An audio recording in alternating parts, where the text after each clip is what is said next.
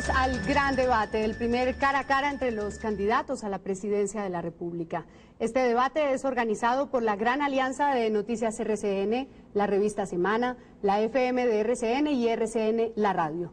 Esta noche están con nosotros los candidatos Juan Manuel Santos del Partido de la U, Noemí Sanín del Partido Conservador, Antanas Mockus del Partido Verde, Gustavo Petro del Polo Democrático, Germán Vargas Lleras de Cambio Radical, Rafael Pardo Rueda del Partido Liberal y Sergio Fajardo de Compromiso Ciudadano por Colombia. Señores, buenas noches y bienvenidos. Buenas noches. Previamente, esta mañana, con delegados de todas las campañas, hicimos un sorteo para asignar la ubicación en esta mesa y el orden en el que responderán y que fueron presentados esta noche los candidatos. Para este debate, las preguntas serán formuladas por los periodistas Vicky Dávila, directora de la FM de RCN, Alejandro Santos, director de la revista Semana, Yolanda Ruiz, directora de contenidos de RCN La Radio, Claudia Gurizati, directora del canal internacional de noticias NTN 24 y Clara Elvira Ospina, directora de noticias RCN. Buenas noches también a ustedes. Buenas noches, Clara Elvira. A este primer debate fueron invitados los candidatos que registran más del 1% con intención de voto en la encuesta realizada por la firma Ipsos Napoleón Franco para esta alianza de medios. En aras del equilibrio informativo, en próximos días celebraremos otro debate con los demás candidatos. El debate tiene varios modelos diferentes de pregunta y respuesta. En cada bloque haré una breve explicación del sistema. En todos los casos habrá una señal sonora que le anunciará al candidato cuando le quede 10 segundos para terminar su respuesta. Y cuando se le venza el tiempo, está previsto que el micrófono se cierre automáticamente. Nadie podrá interrumpir al candidato que está hablando. El número que obtuvo cada candidato en el sorteo definirá el orden de las respuestas. En la primera ronda empezaremos del candidato 1 al 7, en la segunda del 7 al 1, en la tercera empieza el 2 y termina el 1 y así sucesivamente. No parece tan sencillo, pero lo es y vamos a cumplir con las reglas. Empezamos con el módulo número 1. Aquí hay 2 rondas de preguntas diferentes y específicas para cada candidato. El periodista tiene 15 segundos para la pregunta, el candidato 1 minuto para la respuesta. Habrá una contrapregunta de 15 segundos y una breve respuesta de 30 segundos. Pues vamos a empezar. Empieza Vicky Dávila con el candidato número 1, Juan Manuel Santos. Doctor Santos, buenas noches. Buenas noches, Vicky. Crímenes tan graves como los falsos positivos tienen que tener una responsabilidad política. ¿Cuál fue la suya o cuál es la suya? En los falsos positivos, el presidente, el comandante general de las fuerzas militares y el ministro de Defensa, es decir, este servidor, actuamos con total transparencia, con total contundencia y además las organizaciones internacionales, las ONGs reconocieron que lo que hicimos fue efectivo. Los falsos positivos dejaron de ser un problema a partir de noviembre del 2008 y lo que hemos procurado es que los culpables paguen y los inocentes sean declarados inocentes porque ha habido mucha falsa denuncia. Es decir, actuamos con decisión, con eficacia y con transparencia. Sin embargo, lo que sí es cierto es que muchos de los procesados están en libertad por vencimiento de términos, doctor Santos. ¿Le preocupa a usted que si la justicia de Colombia no actúa, de pronto llegue la justicia internacional, intervenga la justicia internacional? Me preocupa que quede en tela de juicio el nombre de nuestros héroes de la patria, de las fuerzas militares, porque esperamos que la justicia actúe.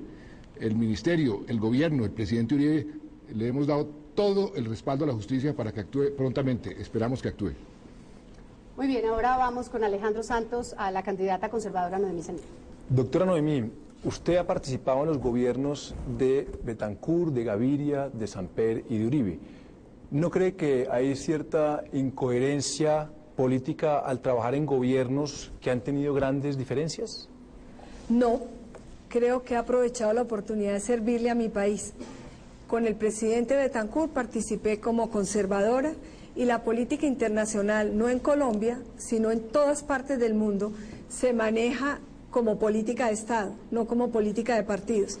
Entonces trabajé con el presidente Gaviria en política internacional como canciller, con el presidente Samper como embajadora, renuncié por las razones que todo el país conoce, también política internacional, con el presidente Uribe también en política internacional, que son políticas de Estado. Doctora Noemí, si usted no gana las elecciones, ¿trabajaría en el próximo gobierno? Yo creo que ya he cumplido, siempre va a servir a Colombia. No sé si en el próximo gobierno, porque tengo que tener identificaciones muy grandes y coincidencias muy profundas, pero servirle a mi país en todo lo que pueda, pero yo espero hacerlo en esta oportunidad de la presidencia de Colombia. Yolanda Ruiz le pregunta al candidato del Partido Verde, Antanas Mocos. Doctor Antanas, muy buenas noches. Por cálculo político, usted renunció a la alcaldía de Bogotá, que es el segundo cargo en importancia en el país, en ese momento porque aspiraba a la presidencia de la República. ¿Son más importantes sus intereses políticos que la responsabilidad con los electores que depositaron su confianza? Bueno, esa falta o ese pecado o ese error ya lo trabajamos en el 97. Yo pedí perdón y me excusé ante el electorado, y el electorado me volvió a elegir después de hacerme jurar centenares de veces que no abandonaría la alcaldía. Entonces, ya hice ese ciclo y creo que la gente me perdonó. En la Escuela de Gobierno de Harvard, una de las críticas más fuertes que recibí fue por haber pedido perdón. Me dijeron, usted hubiera podido sostenerse en que la Constitución le daba ese derecho. Es un derecho era un derecho de los alcaldes, después hubo reforma constitucional y ahora ya no se puede, ahora sí está prohibido, pero cuando yo lo hice era plenamente permitido y uno debe tener todo el derecho de servir a la patria donde uno crea que uno puede hacerlo mejor. La gente me perdonó, es lo más importante. Era un derecho en ese momento, sin embargo pidió perdón. ¿Usted cree que un político que comete un error con pedir perdón queda exonerado? Pues yo recuerdo cuando organizamos esa jornada del perdón, lo abierta que quedó. La gente que llegaba contaba cuál era el mayor perdón que le habían dado o el mayor perdón que había dado. Decenas de empleados del distrito que yo había echado, imagínense un empleado acercándose diciéndome, usted me echó, yo lo perdono. Pero lo que más me impactó fue un señor. La chicharra. Bueno, un señor que contó, mi papá me pegó hasta los 10 años, momento en el que descubrió que tenía algo de retraso. Bueno, esas son las reglas de juego. Claudia Gurizati le pregunta al candidato Gustavo Petro del Polo Democrático. Bienvenido, doctor Gustavo Petro. ¿A usted no le parece, doctor Petro, injusto que los integrantes del M-19 hoy gocen de indulto, algunos ocupan cargos públicos, otro, como en su caso, está aspirando a la presidencia de la República, mientras que los militares que participaron en la retoma al Palacio de Justicia, muchos están presos, enfrentando a la justicia y con posibilidades de largas condenas? Yo no he sido ni indultado ni amnistiado, pero hay un grado de injusticia, por eso si soy presidente voy a presentar un proyecto de ley en torno a la verdad alrededor de ese y otros hechos que ocurrieron en la denominada Guerra Sucia, y que tiene que ver ese proyecto con intercambiar verdad por pena. Me parece que es más importante para Colombia saber la verdad a profundidad que ver unas personas ya incluso viejas metidas en la cárcel. Así que en el caso de militares, de miembros de la fuerza pública, tendremos ese proyecto de ley, que espero sea ley de la República, intercambiando verdad por penas y años de cárcel.